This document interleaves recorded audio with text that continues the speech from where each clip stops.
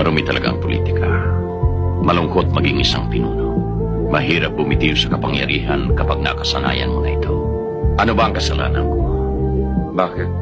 Pinagtutulong-tulungan ako ng buong puwersa ng gobyerno. Pinalis ako sa pwesto dahil sa pag-iba ko ng partido. Nasaan ang katarungan doon? Hindi pa ba sapat na katunayan ang pagdagsa dito ng mga taong bayan para suportahan ako? Hindi ba tama lang na ang tinig ng bayan ang dapat nilang pakinggan? At hindi inggit, pag-iimbot o kasakiman sa kapangyarihan ang dapat nilang pairali. Hindi ko alam kung ano mangyayari kaano, pero magsisinungaling ako sa iyo kung hindi ko aminin na natatakot din ako. Pero kailangan harapin ko. Batas, katarungan, gumising ka sa mahimbing mong pagkakatulog at makikita mo ang batas na sinasabi mo ay hindi na umiiral dito.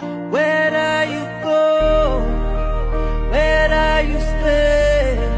I've made up my mind that